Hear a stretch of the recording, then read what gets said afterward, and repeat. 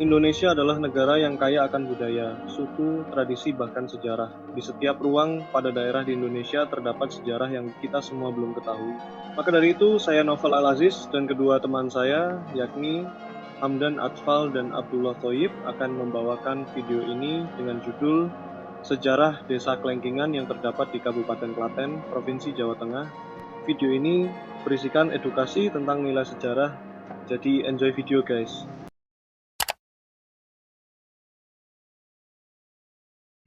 Si Budi kecil kuyup menggigil,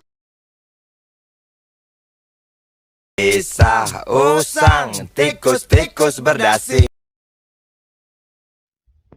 Sayang aku bukanlah Bang Toyib. Halo Rek, kali ini kita akan membahas suatu sejarah yang belum kita tahu, yakni sejarah Desa Klengkingan yang berada di Kabupaten Klaten, Provinsi Jawa Tengah, yang dimana ini berisi nilai sejarah yang penting, dimana ini juga berkaitan dengan dakwah Islam dan penyebarannya yang ada di Jawa. Langsung saja ke ceritanya. Di masa kejayaan Majapahit, ketika Prabu Brawijaya Fek mulai menerima ajaran Islam, sejarah pun mencatat peristiwa besar. Beberapa putranya ikut memeluk Islam termasuk Raden Patah. Namun, sebagian lainnya memilih meninggalkan istana. Salah satunya adalah seorang tokoh yang kemudian dikenal dengan nama Raden Djoko Kemit atau Mbah Lengking. Raden Djoko Kemit mengembara hingga sampai ke sebuah hutan lebat yang kini dikenal sebagai Dukuh Klengkingan. Dengan ketekunan, ia membabat hutan tersebut hingga menjadi pemukiman.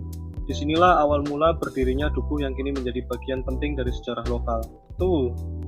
Dari keturunan Raden Djoko Kemit, lahirlah sosok Ki Ageng Selonama yang melegenda hingga kini. Ia dikenal sebagai pawang petir. Konon saat berada di sawah, ia tersambar petir namun tidak terluka sedikit pun.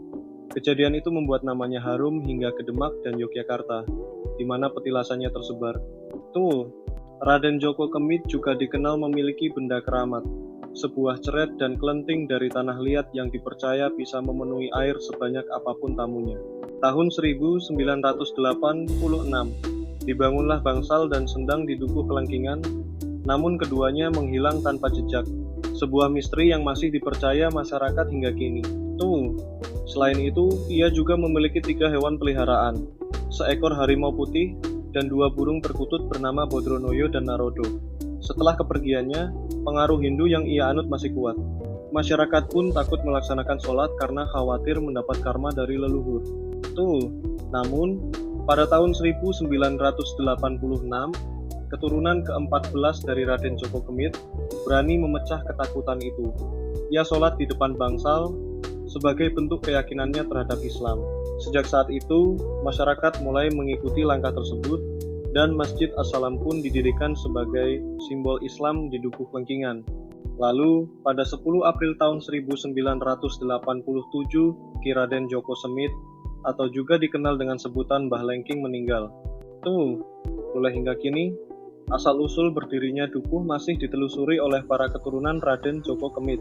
Mereka terus menggali sejarah, menjaga warisan leluhur, dan merawat nilai-nilai spiritual yang tumbuh di tanah Klengkingan.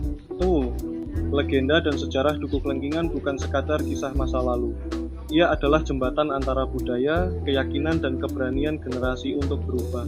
Dari hutan yang dibabat hingga masjid yang berdiri, semuanya menyimpan pesan bahwa kebenaran akan menemukan jalannya seiring waktu yang terus berjalan. Untuk penutup, kami mengucapkan terima kasih kepada para narasumber, yaitu Mbah Parno Suwito, Pak Sriono, dan Pak Suminto.